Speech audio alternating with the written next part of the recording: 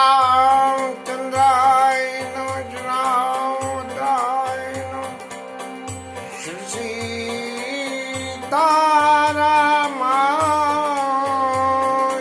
नमः।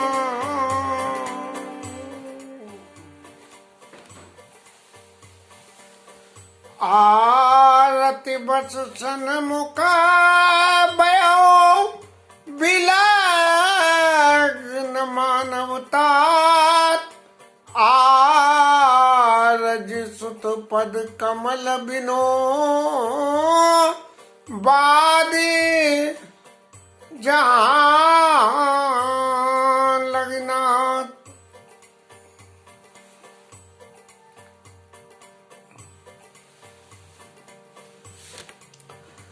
सीता जी मंत्री जी के सामने जब मंत्री जी ने उनको दशरथ जी का संदेश सुनाया कि यहाँ रहो वहाँ रहो मायके रहो ससुराल में रहो और नहीं तो जहाँ रुचि होए आपकी वहाँ जाके रहो लेकिन लौट के यहाँ आ जाओ, ऐसा प्रलोभन दे के और सीता जी को समझाने की कोशिश करी। तब सीता जी ने बड़े ही शांत स्वभाव से बहुत ही कहना चाहिए सही स्थिति में बहुत ही कड़वी बात को बहुत मीठे तरीके से कह दिया। तो जानकी जी क्या बोली है, आरते बस सन्मुख भयऊं। अब ये विपरीत अवस्था पैदा हो गई है, इसलिए आपके सामने मेरे को आके और उत्तर देना पड़ रहा है, इसलिए आप इस बात को गलत मत मानना। जानकी जी की ये बात के गलत न मानना कहना ये विनय की परिभाषा में, और एक गलत मत मानना इसकी परिभाषा व्यक्तिगत जीवन में मैंने अनुभव करी थी। एक किसी संबंध में ऐसी लीला हुई कि वर के परिवार वाले और कन्या के परिवार वालों से कह रहे थे कि आपकी तरफ से कोई कमी रह जाएगी तो मैं बता दूंगा, मेरी तरफ से रह जाए तो बुरी मत मानना। तो ये लेने देने के बांटा लगे, लेकिन जानकी जी जो यहाँ कह रही हैं कि बिलग न मानव तात, हे तात आप इसको अलग मत मानना कि मैं आपको प्रत्युत्तर देके आपकी बदनामी कर रही हूँ या अपना कोई हित सोच रही हूँ।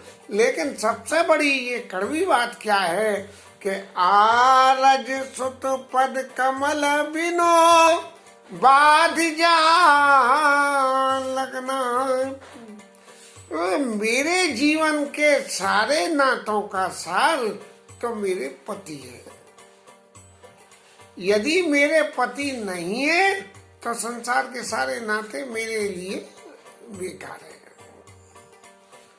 अब सवाल ये आया कि नाते बेकार हैं तो पति नहीं है तब नाते बेकार हैं, तो कोई प्रलोभन ये दे सकता है कि आपको वहाँ अपने मायके में तो ये सुख नहीं थे और यहाँ ये सुख है, तो आप ये कैसे कहती हो कि बेकार है? बेकार कैसे?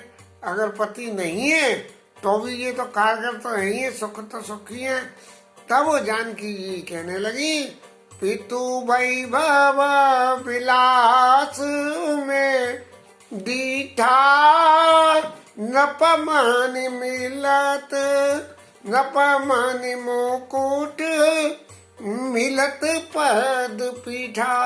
ऐसा वैभव मैंने देखा कि राजाओं के राजा भी उनको आके प्रणाम करते थे, क्योंकि राजा जनक राजर्षि थे, ऋषि राजा होते हुए भी ऋषि थे। राजा राजा होता है, ऋषि होता है, लेकिन ये राजशाही समाज में भी ऋषियों की तरह से ही थे, तो लोग वह उनको प्रणाम करते थे।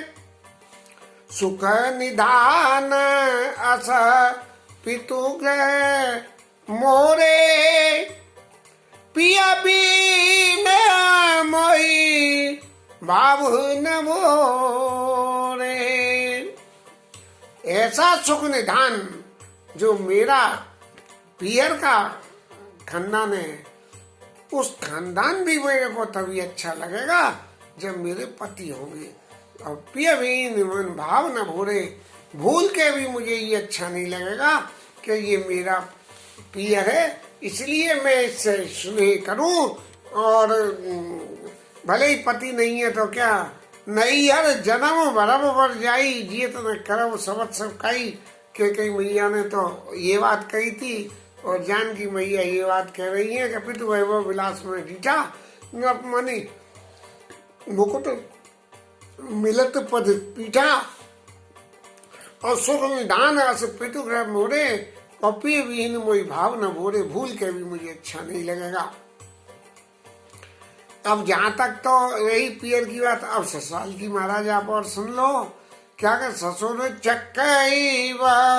चक्रवर्ती है और कौशल्या के कौशल देश के राजा हैं, और भुवन चारि 10 14 लोग में उनका जो यश है और उनका प्रभाव है। और जिसको आगे बढ़ के इंद्र, अगर वो कहीं इंद्र के पास जाए तो इंद्र महाराज अपने आसन से उतर के उनको लिवाने आए और अपने आधे सिंहासन पर बैठाएं। ऐसे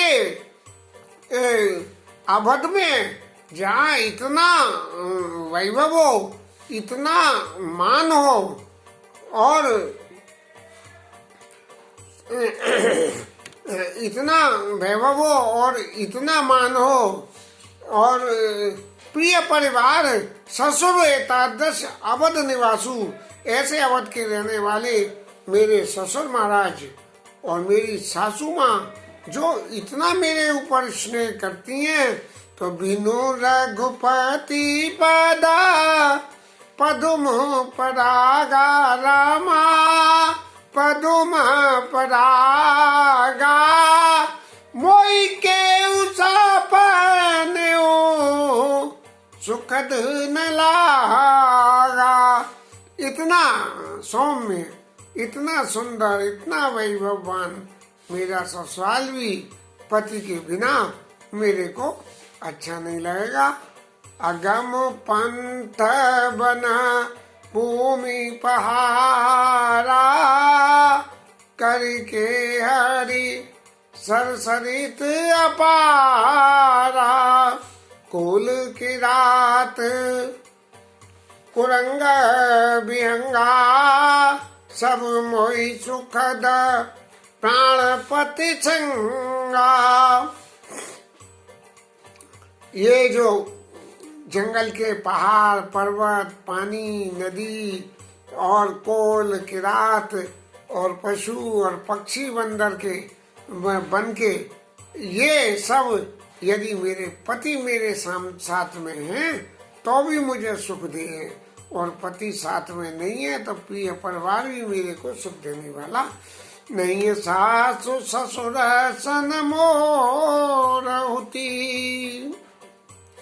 सासु ससुर से मेरी तरफ से विनय करिया परिपाय, उनके चरणों में पड़ के विनती करना। क्या मोर सोच जन करिया कछो, और मैं बन सुखी सुहाय। मेरी जरा भी चिंता मत करना, मैं वन में बहुत सुखी हूँ। मेरी तरफ से आपको जरा भी चिंता करने की जरूरत नहीं है, चाहे जैसी भी परिस्थिति है। क्यों कि मेरे संग मेरे पति है, इसलिए मुझे कोई चिंता करने की जरूरत नहीं है।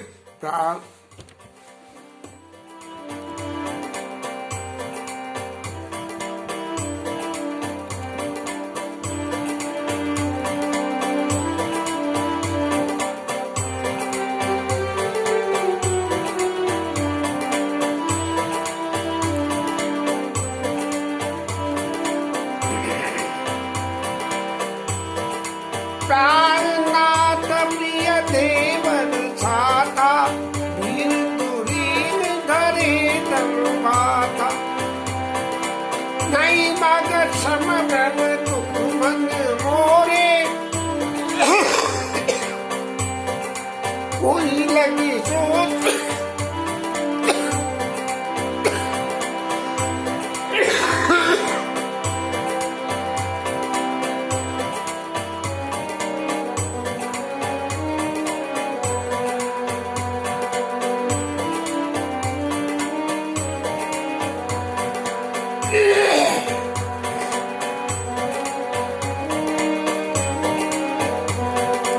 चारुनाथ प्रिय देव छाता वीर तुरी न धरे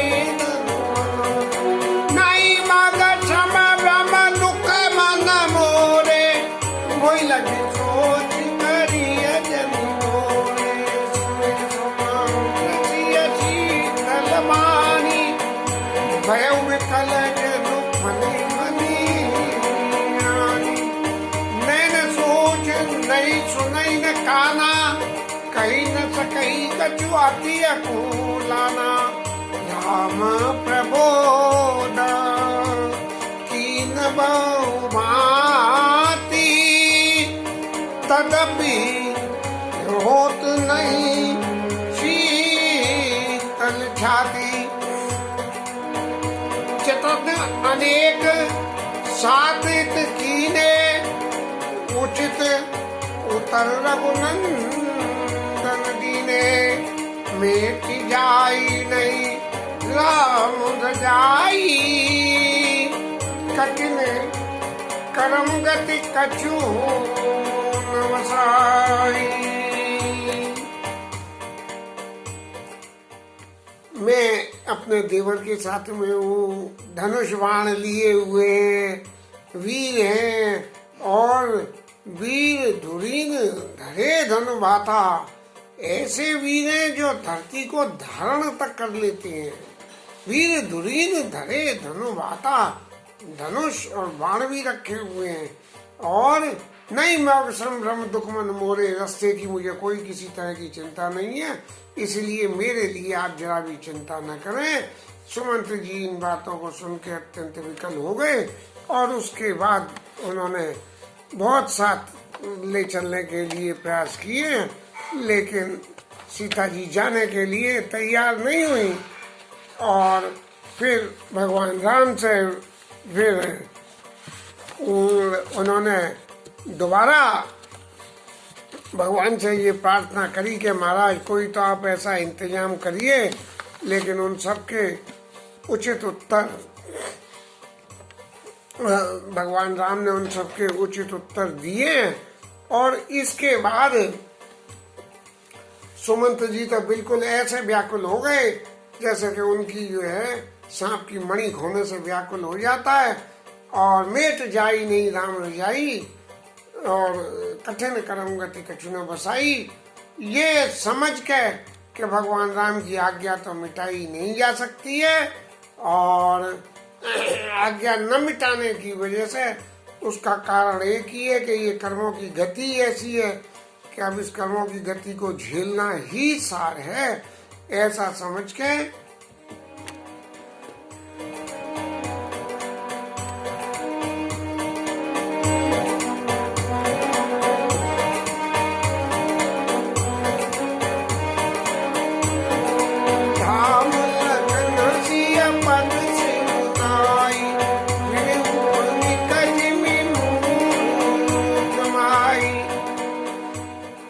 के चरणों में प्रणाम कराए मंत्री जी ने।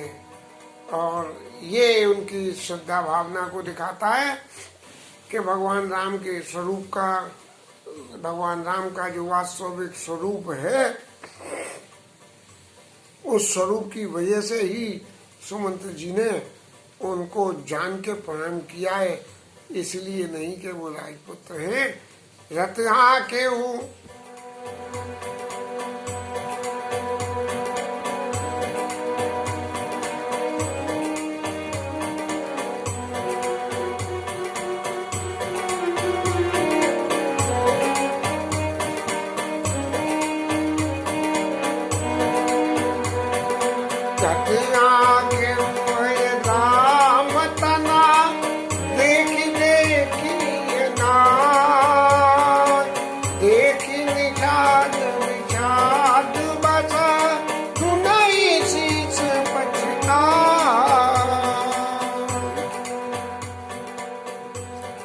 सुमंत्र जी ने रथ को हाँकना चलाना शुरू कर दिया और घोड़े भगवान राम की तरफ देख देख के हूँ हिना रहे हैं।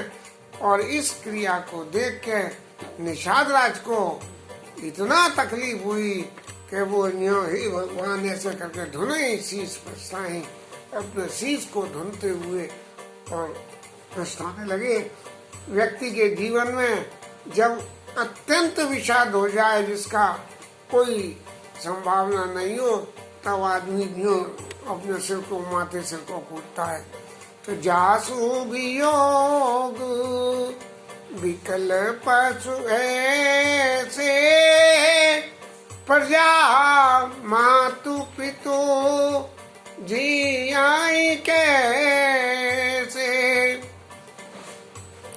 जिसके वियोग में ये जानवर इतने परेशान हो रहे हैं, पशु परेशान हो रहे हैं, तो उनके माता पिता उनके वियोग में कैसे जिएंगे, ये बड़े आश्चर्य की बात रह जाएगी।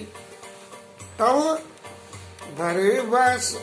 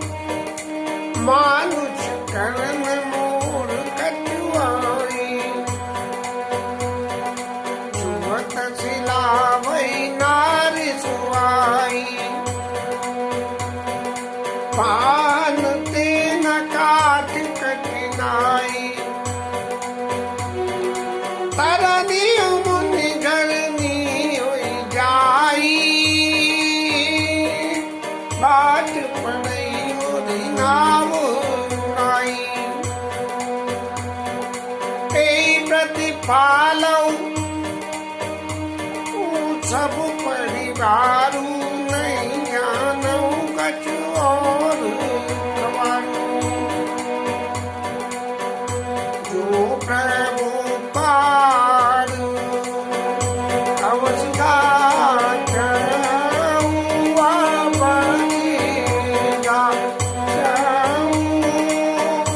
मोई धपदू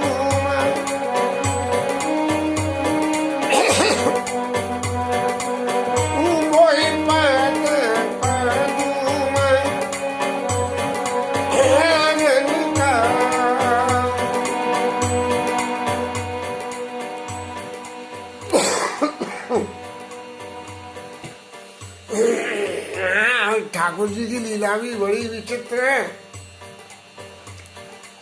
ये केवल प्रसंग की लीला मेरे जीवन का सबसे प्रिय प्रसंग है और इस प्रसंग के गान करने के लिए बहुत सारी ये कल्पना थी कि जिस दिन केवट प्रसंग आएगा उस दिन ठाकुर जी को बड़े अपने भाव को सामने रख के कथा सुनाऊंगा, लेकिन जो गला महाराज तो जो है संग दे ही नहीं रहे हैं। 15-20 मिनट की कथा कहते हैं कि कथा बंद कर दो, लेकिन ऐसे इनकी नहीं मानी जाएगी। इस प्रसंग के पीछे एक व्यक्तिगत जीवन की सबसे बड़ी एक घटना मुझे याद आती है। पकड़ के बाद में मैं 11 दिन तक बंद कोठरी में रहा और 12वें दिन निकल के रात को कहीं जंगल में ले गए, ऐसी जगह जहाँ 12वें दिन मैंने 12 दिन पीछे सूर्य के दिन के उजीते के दर्शन करे। अब मन तो उस वक्त विपत्ति में था, तो हर घड़ी ठाकुर जी को याद ही करता था। मैंने कही कि आज बड़े खुले में सांस लेने का नंबर आया है, तो आज तो रामायण का पाठ अच्छी तरह से गा के करो, क्योंकि वहां तो बोल नहीं सकते थे, वहां तो धीरे धीरे करते थे। तो उस दिन उस जंगल में मैंने ताली बजा बजा के और जोर जोर से गा के और इसके रामचरितमानस के केवट का प्रसंग गाया, क्योंकि ये मुझे तब भी कंठस्थ था। हालांकि इस बात को भी 18 साल हो गए हैं, लेकिन मुझे ये प्रसंग कंठस्थ था। और उसको गाने में जो मुझे सुख हुआ सो तो सुख हुआ, लेकिन वो जो मेरे साथ थे उन्हें उससे ज्यादा सुख हुआ। और वो लोग जो है, जब कथा हो गई सॉरी पाठ हो गया, और पाठ होने के बाद उनमें से एक मुझसे बोला कि सेठ तेने तो मजा डांट दिए। मैंने क्यों काहे गो? तो बोले तू तो ऐसे आराम से नाच नाच के गा रहा के ऊपर से गांव वाले माँ पहाड़न पे से जा रहे सो देख रहे कि ये कौन आ गो है, ये ऐसे नाच रो गा रहा है, कौन है ये भगत। मैंने की बड़ी अच्छी बात है, लेकिन मेरे चित्त को जो केवट लीला के प्रसंग में आनंद हुआ था, मैं आज भी उस आनंद को नहीं भूल पाता हूँ।